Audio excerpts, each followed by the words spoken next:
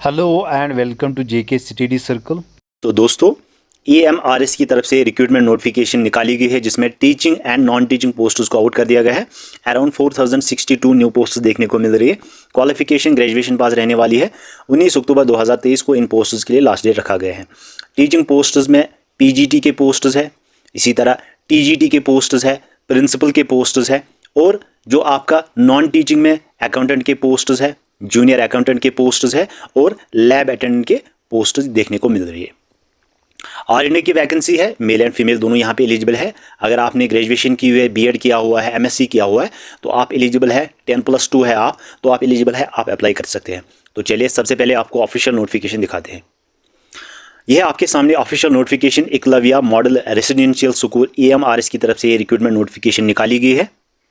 सबसे पहले आपको बता दूं यहाँ पे important dates. Online submission of application form 31 जुलाई 2023 जो है यहाँ पे लास्ट डेट जो है रहने वाला है, लेकिन एप्लीकेशन फॉर्म को यहाँ पे रीओपन किया गया है 13 अक्टूबर से लेकर 19 अक्टूबर तक। आप जो है अगर किसी स्टूडेंट ने अप्लाई नहीं किया है तो वो अभी भी अप्लाई कर सकता है, ठीक है। यहाँ पे एक्सटेंड कर दिया गया है 19 अक्टूबर 2023 से। आज से इसको रीओपन किया गया है, आज से आप एप्लीकेशन फॉर्म फिर से सबमिट कर सकते हो। अगर किसी स्टूडेंट ने भी फॉर्म नहीं किया है, फिल नहीं किया, तो अभी भी वो अप्लाई कर सकता है 19 अक्टूबर तक।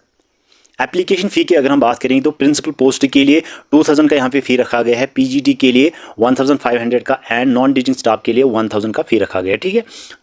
डाउनलोडिंग ऑफ एडमिट कार्ड्स या डेट ऑफ एग्जामिनेशन वो आपको नोटिफाई कर दिया जाएगा NESTS के वेबसाइट पे, और सबसे पहले आपको हम यूट्यूब पे बता देंगे, ठीक है। वैकेंसीज यहाँ पे अलग अलग है। प्रिंसिपल के 303 वैकेंसी देखने को मिल रही है। PGT यानी कि पोस्ट ग्रेजुएट टीचर के 2266, अकाउंटेंट के 361 है, जूनियर सेक्रेटरी असिस्टेंट GSA के 759 एंड लैब अटेंडेंट के 373, टोटल 4062 पोस्ट यहाँ पे देखने को मिल रही है, ठीक है। यहाँ पे प्रिंसिपल ग्रुप A के पोस्ट है, चेक कर सकते हो कैटेगरी वाइज। इसी तरह post graduate teacher PGT group B के पोस्ट्स है। इंग्लिश, हिंदी, मैथ्स अलग अलग सब्जेक्ट वाइज यहाँ पे पोस्ट देखने को मिल रहे हैं, और कैटेगरी वाइज भी ब्रेकअप आप पोस्ट चेक कर सकते हो। इसी तरह अगर हम नीचे जाएंगे तो PGT group B third language के पोस्ट है, यहाँ पे आप चेक कर सकते हो, 180 वैकेंसीज है ये।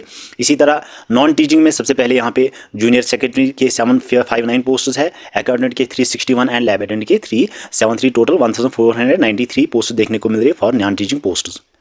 पे जो है यहाँ पे अलग अलग पोस्ट के लिए अलग अलग रहने वाला है। प्रिंसिपल के लिए लेवल 12 रहने वाला है। PGT के लिए जो इन सब्जेक्ट्स में है लेवल 8, अकाउंटेंट के लिए लेवल 6, GSA के लिए लेवल 2 एंड लैब अटेंडेंट के लिए लेवल 1 यहाँ पे पे स्केल रहने वाली है। मोड ऑफ एग्जामिनेशन आपका जो है EMRS स्टाफ सिलेक्शन एग्जाम के थ्रू आपका लिया जाएगा, कंडक्ट होगा OMR बेस्ड, जिसमें आपका जो है एग्जाम पैटर्न इस तरह रहेगा।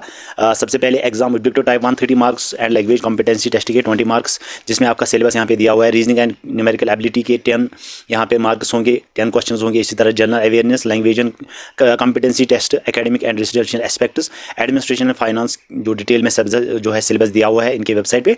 टोटल 150 मार्क्स होंगे, जिसमें आपका 3 आवर का टाइम रहने वाला है।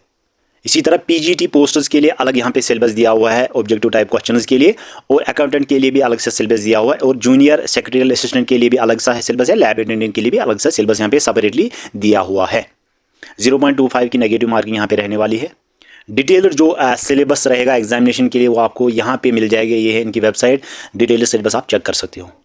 क्वालिफिकेशन एंड एज लिमिट जो है यहाँ पे दिया हुआ है। प्रिंसिपल के लिए यहाँ पे education qualification masters degree, BEd degree होनी चाहिए, 12 ईयर की एक्सपीरियंस होनी चाहिए।